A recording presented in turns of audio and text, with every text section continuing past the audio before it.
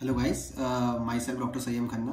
I am a foreign medical graduate और मैंने अपना एग्ज़ाम 2022 दिसंबर अटैम्प्ट में क्लियर कर लिया था। फर्स्ट अटैम्प्ट था मेरा और मेरा स्कोर आया था 199। अभी मैं वाइस प्रेसिडेंट हूँ यूपी का all India medical student association की टीम से। ये वीडियो में हम बात करेंगे इंटर्नशिप में जितनी भी क्वारीज आ रही हैं, क्योंकि मैं टेलीग्राम ग्रुप में देखता हूँ, व्हाट्सएप ग्रुप में, इंस्टाग्राम में सब लोग पूछ रहे हैं कि मेरी 2 साल की है, मेरी 2 मंथ ऑनलाइन हुआ था, मेरा 1 साल की है, मेरा लास्ट ईयर ऑनलाइन हुआ था बट मेरे पास कंपनसेशन है, मेरा 5th ईयर ऑनलाइन था बट मेरा 6th ईयर ऑफलाइन हो गया था। तो थोड़ा इन जनरल जितने भी डाउट्स हैं मैंने कलेक्ट करे।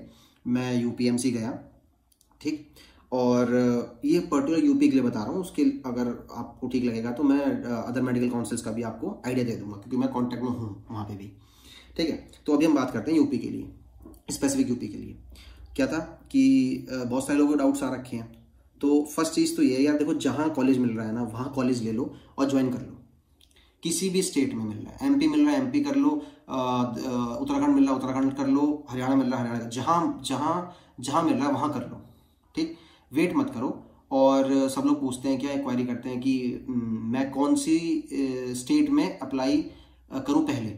एग्जाम्पल मतलब किसका पोर्टल सबसे पहले खुलेगा अप्लाई करने के लिए। तो मेरा जो जितना भी मेरा एक्सपीरियंस है इन सब में, ठीक है, क्योंकि काफ़ी मैंने हेल्प भी करी है लोगों की कि आपको कहाँ कहाँ भरूँ, कहाँ क्या नहीं करना चाहिए, ठीक है।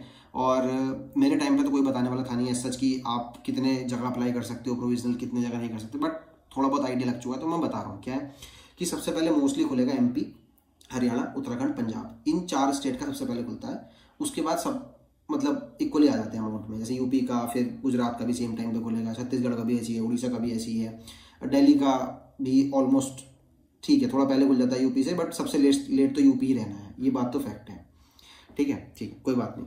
अब जब करा है तो करना तो पड़ेगा ही अब ज्वाइन, ठीक है।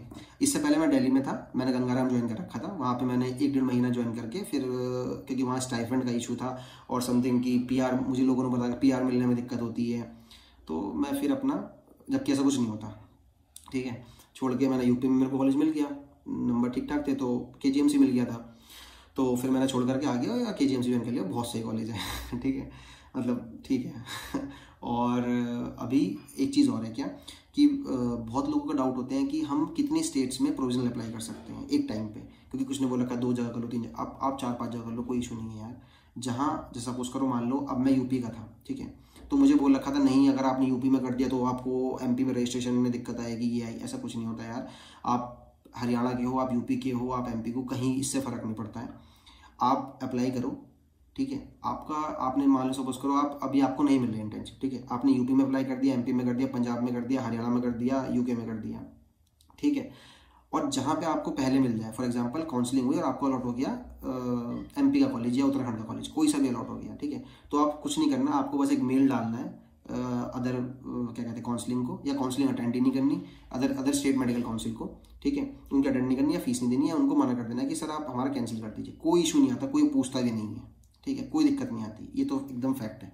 तो ये डाउट क्लियर हो चुका है, जहाँ से इंटर्नशिप मिल रही है करो, ज्वाइन करो, बात खत्म, ठीक है। अब यूपी का जो मेरे को आइडिया, जो मैं बात करने गया था उसके बारे में आपको बता देता हूँ। क्या है कि सबसे ज़्यादा डाउट आ रहे हैं यूक्रेन के लिए, चाइना के लिए, फिलीपींस के लिए। बाकी अदर कंट्रीज तो इतने डाउट में नहीं है, बट उनका मोर ओवर 1 साल ही है, कुछ फर्क नहीं पड़ता उनके लिए, ठीक है। ये 3 ही कंट्री जिनका सबसे ज़्यादा डाउट आ रहा है। क्या आ रहा है, सबसे बात करेंगे हम पहले यूक्रेन की।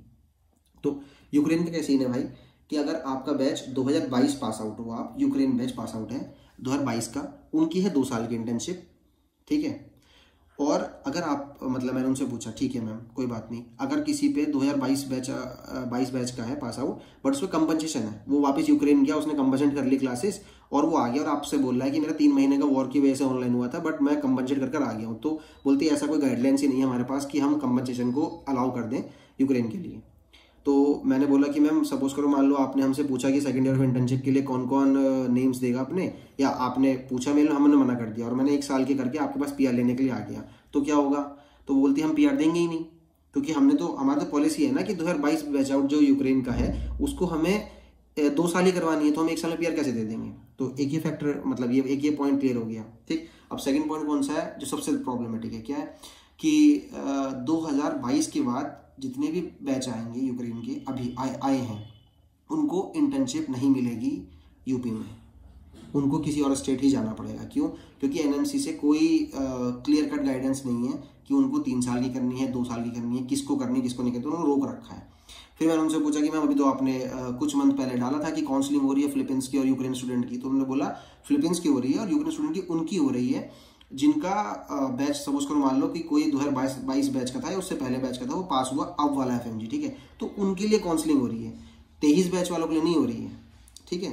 तो ये तो फैक्ट एक चीज़ क्लियर हो गई है।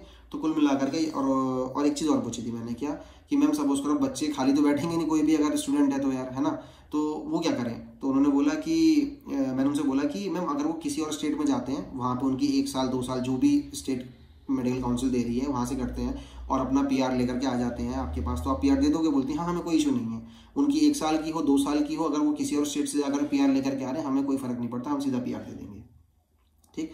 तो यूक्रेन का तो ये हो गया। फिर एक सेकंड फैक्टर क्या है, ट्रांसफर का, क्योंकि यूक्रेन वाले जो स्टूडेंट हैं कि 2 साल ही करनी है उन्हें, है ना, तो सेम कॉलेज से कर सकते हैं या फिर ट्रांसफर ले सकते हैं। तो उन्होंने बोला कि NMC का रूल है, मैं एक फ़ोटो डाल दूंगा, वो आप देख लीजिएगा, ठीक है। उन्होंने मुझे स्पेसिफिक फ़ोटो क्लिक करने बोला कि ये फ़ोटो जाके उनको दिखाना, कि तब वो उनको पता लगेगा। मैंने ठीक है मैम दिखा दीजिए।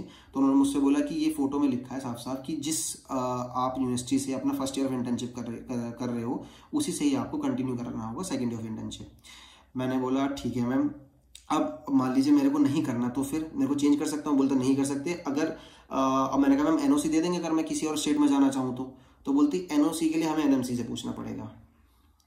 मैंने कहा ठीक है मैम। तो मतलब कुल मिलाकर के ये है कि जो अभी कर रहे हैं इंटर्नशिप अपनी यूक्रेन वाले खासतौर से, उन्हें चाहिए कि सेकेंड ईयर ऑफ कॉलेज में स्विच कर लूँ, तो अल्टीमेटली अभी तक तो 60-70% चांसेस है कि आपको उसी कॉलेज में ही रहना पड़ेगा।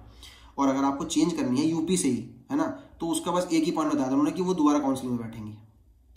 ऐसा नहीं होगा कि मान लो कोई लखनऊ का KGMC का स्टूडेंट है, वो कह रहा है मुझे KGMC से नहीं करनी, मुझे करनी है नोएडा से, है ना, तो मैं ऐसा नहीं होगा कि तुमने बोल दिया और मैंने उठा के नोएडा शिफ्ट कर दिया। नहीं, काउंसलिंग में बैठोगे उसके बाद ही होगा। ये सारे क्वायरीज जो मेरे पास थी उनकी ये सॉल्व हो गई। अब बात करेंगे हम चाइना की। तो चाइना का क्या है कि इसका थोड़ा सा ना कॉम्प्लेक्स है। क्या है कि मैं बात करूंगा जिन्होंने FMG एग्जाम के बेस पे, ना कि बैच पास आउट के बेस पे, ठीक है। जिन्होंने FMG एग्जाम दिया है 2022 का जून वाला और वो पास हो गए हैं, ठीक है, उन तक की क्या कहते हैं इंटर्नशिप में कंपनसेशन अलाउड है। फॉर एग्जांपल कि जून में जो बच्चे पास आउट हुए थे उनकी 1 साल की इंटर्नशिप प्लस कंपनसेशन कर सकते हैं वो चाइना जा करके, और या फिर वो 2 साल की इंटर्नशिप कर सकते हैं। उन पर ऑप्शन है दोनों, ठीक। लेकिन अगर आपने पास हुए हो 2022 में दिसंबर में, मतलब दिसंबर टाइम में, जो कि मेरा टाइम था, तो उसमें उनके लिए कोई कंपनसेशन का नहीं है, ठीक है। आपको 1 साल की इंटर्नशिप करनी है, उसके बाद आपको वेट करना है NMC का क्लियरेंस जो भी आएगा कि आपको 1 साल के बाद PR देनी है, आपको 2 साल करवानी है, या फिर आपको वापस चाइना का कंपनसेशन चल जाएगा, क्योंकि अभी तक आपके लिए कंपनसेशन भी नहीं अलाउ करा गया है, ठीक है। ये किसकी बात हो रही है, बैच जो कि FMG में पास हुआ है 2022 दिसंबर में, ये उनके लिए बात हो रही है, ठीक है। तो ये हो गया चाइना का। और अब बात आती है फिलीपींस की। फिलीपींस के साथ सीन क्या है कि बहुत से स्टूडेंट बोल रहे हैं कि मेरा 2.5 महीने ऑनलाइन हो गया था, तो मेरे को क्या लास्ट ईयर मेरा ऑनलाइन था तो मेरे को 2 साल की करनी पड़ेगी। आपका 2 साल ऑनलाइन हुआ हो last year second last year, या फिर आपका 2 मंथ हुआ हो, 2 दिन हुआ हो, 10 दिन हुआ हो, उन्हें फ़र्क नहीं पड़ता। आप फिलीपींस के हो, आप अपना आओ, 1 साल इंटर्नशिप करो, PR लो, कोई दिक्कत नहीं आएगी। सो मुझे लगता है मैंने काफ़ी हद तक आपके डाउट्स क्लियर कर दिए होंगे। और लास्ट में कंक्लूड करूँगा, रशिया, उज़्बेकिस्तान, किर्गिस्तान और लताविया, पोलैंड, जॉर्जिया, ये जितने भी कंट्रीज हैं इनकी 1 साल की इंटर्नशिप है। यूपी में तो UPMC के अकॉर्डिंग 12 मार्च के हिसाब से उन्होंने जो मेरे को बताया था वो मैंने आपको सब कुछ बता दिया है। और अगर आपको किसी भी और टॉपिक के बारे में जानना हो और तो उसमें आप कमेंट कर देना, मैं ट्राई करूँगा कि उसके बारे में वीडियो बना सकूँ। और आपको अगर वीडियो अच्छी लगी हो तो like and subscribe please. Thank you so much.